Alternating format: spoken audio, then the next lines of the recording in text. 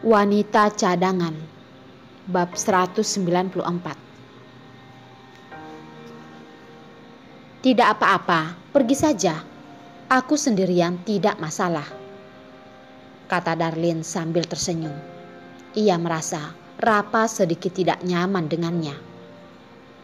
Sebenarnya dia sendirian juga tidak masalah, tidak perlu ditemani. Baik, aku pergi ya. Rapa berjalan masuk ke dalam tempat orang banyak, segera hilang dari tatapan Darlin. Teman di sampingnya satu persatu pergi. Orang-orang di dalam pesta itu tidak ada yang dikenalnya. Meskipun pura-pura tidak ada yang terjadi, tetapi Darlin tetap merasa tidak bebas.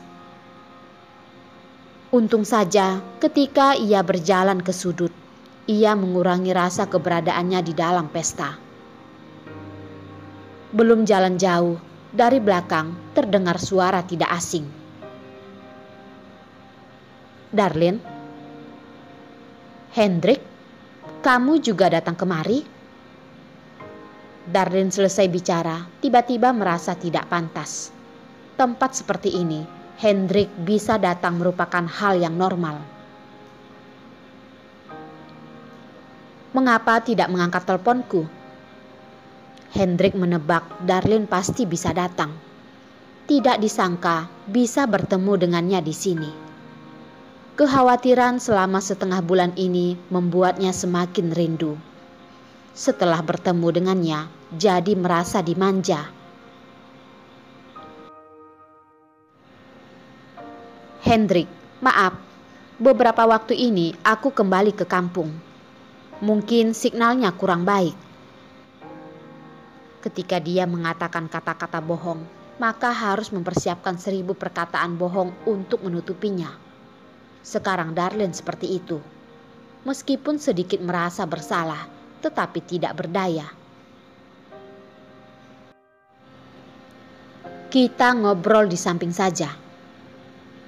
Hendrik menyadari orang sekitar melihat Darlin dengan tatapan yang tidak biasa. Meskipun ia bersifat lembut, tetapi ia ingin mencegah ketidaksenangan. Baik, Darlin tidak menyadarinya. Hanya saja ia tahu ada banyak orang di sekitar, tidak nyaman untuk berbicara. Mengikuti Hendrik berjalan ke taman di luar villa. Darlin, aku kira kamu tidak memperdulikanku lagi. Bagaimana mungkin, Hendrik? Kamu berpikir terlalu banyak. Darlin mengatakannya dengan sedikit canggung. Dia memang punya rencana ini, apalagi ketika sedang menyelesaikan syarat dari Yos. Selain Perlina, semua urusan atau orang di dalam kota Ledong, dia ingin menghapus segalanya. Hendrik mengungkapkan kata-kata dari dalam hatinya tanpa menutup-nutupi darinya. Aku tidak tahu apa yang terjadi padamu dalam setengah bulan ini. Aku setiap hari, setiap waktu rindu padamu. Hendrik, bukankah kita sudah membahasnya? Bahwa biarkan itu berjalan secara natural. Kata Darlin sedikit gugup. Nada bicaranya pura-pura menjadi santai. Hendrik memberikan senyuman pahit. Aku tahu, Darlin, jangan khawatir. Aku tidak akan memaksamu. Hanya saja, aku tidak ingin kamu terluka. Terlambat. Hatinya sudah bolong, terluka hingga tidak bisa diobati lagi. Meskipun masih hidup, ia hanya hidup di tubuh tanpa jiwa. Dia tahu, hatinya sudah terluka parah. Tidak lagi bisa menerima kebaikan dari pria manapun.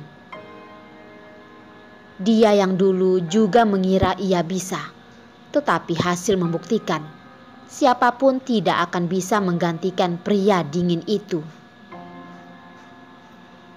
Darlin menundukkan kepala, melihat jari kakinya, berbicara dengan nada ringan. Hendrik, Hatiku sudah mengetahuinya. Tenang saja, aku tidak apa-apa. Apakah kamu sungguh tidak apa-apa? Kata Hendrik di dalam hati. Mengapa dia mendengar suaranya yang begitu sedih? Darlene tidak ingin melanjutkan pembahasan yang berat ini. Ia pun mengangkat wajahnya dan tersenyum kembali.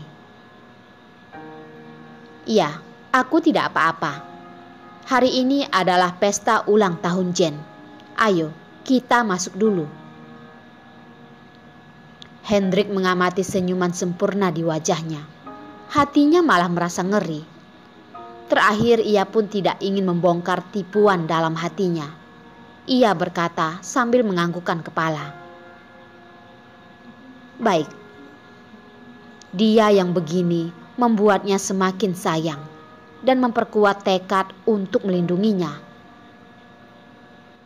Mereka berdua kembali masuk ke dalam villa, sadar bahwa semua orang berhenti di tempatnya masing-masing. Tatapan tertuju pada pintu masuk. Insting Darlene pun ikut untuk melihat ke arah pintu masuk.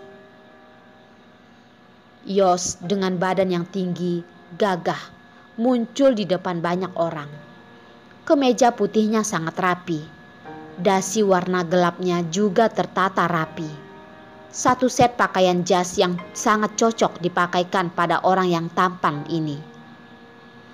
Aura pria ini sangat kuat, membuat semua mata tertuju padanya. Di sampingnya bagaimana mungkin tidak ada putri yang disukainya. Jen berpakaian dress pink. Mengikutinya dari belakang dengan gayanya yang elegan. Tangannya merangkul di pinggangnya. Wajahnya terdapat ekspresi sedikit malu.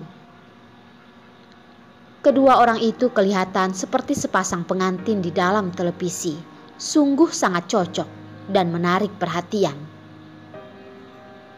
Komentar di sekitarnya pun mulai masuk ke dalam telinga Darlene. Nona Jen dan pengacara Yos sangat cocok ya, seperti pasangan dari langit. Iya nih, pengacara Yos langsung membawa masuk Jen. Bukankah itu berarti segalanya? Jen sungguh pintar. Ia begitu cepat bisa mendapatkan pria single di kota Ledong yang diiming-imingkan setiap orang. Tidak tahu ada berapa banyak wanita yang akan sedih melihat kejadian ini. Darlene berpura-pura tidak peduli, tapi sangat sulit. Sulit hingga membuatnya sulit bernapas. Ia sudah tahu pasti akan terjadi hal seperti ini, tetapi ia tetap saja merasa sedih. Darlene, kamu ini bodoh. Tidak ada obat yang bisa mengobatimu. Tiba-tiba terdengar suara tidak asing. Darlene pun melihat pria di sampingnya yang ramah. Mendengar dengan jelas perkataannya. Jangan takut, aku di sini. Aku akan selalu menemanimu. Degup kencang hati Darlene pun mulai tenang dan berkata padanya tanpa suara. Terima kasih. Hendrik kelihatannya mengerti apa yang dikatakannya. Ia pun tersenyum lebar. Adegan ini membuat semua mata merasa perih. Yos berdiri di depan pintu masuk dengan ekspresi yang cuek. Hingga ia melihat di tengah keramaian ada bayangan tubuh yang lemah dan di sampingnya ada Hendrik. Tatapan cueknya semakin kental. Pantas saja ia bisa pergi tanpa mengucapkan selamat tinggal. Ternyata mereka berdua sudah bersama. Darlene, kamu ini sungguh wanita yang tidak tahu malu. Yos, ada apa? Tanya Jen dengan perhatian saat memperhatikan pria di sampingnya terdiam. Dia selalu memperhatikan perilaku Yos. Meskipun ada pergerakan di matanya sedikit saja, bisa ditangkap olehnya. Karena ia peduli, maka ia akan sangat perhatian. Dia juga sangat menikmati perasaan saat dilihat banyak orang. Hanya jika berada di samping ini, ia bisa merasakan energi ini dan hanya dia yang cocok dengannya. Tidak apa-apa. Bibir Yos sedikit bergerak dan memberikan senyuman sepi. Tiba-tiba ia melebarkan lengannya dan ketika Jen tidak sadar, ia merangkul pinggang Jen, berbicara dengan nada santai.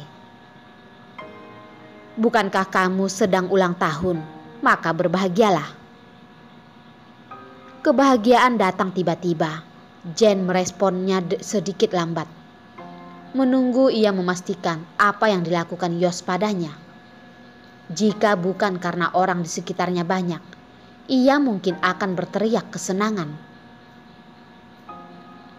Dia sudah hampir tidak ingat kapan terakhir kali Yos memegang pinggangnya. Dan masih di acara penting. Apakah ini berarti Yos telah memaafkan semua perbuatannya? Senyuman di wajahnya semakin jelas. Tiba-tiba melihat Darlin yang berada di tengah keramaian. Ia meringkukkan senyuman bibir untuk memamerkan kemenangannya. Darlin, apakah kamu sudah melihatnya? Orang yang disukai Yos dari awal hingga akhir adalah dia. Kamu hanya seorang wanita cadangan untuk dipermainkan saja.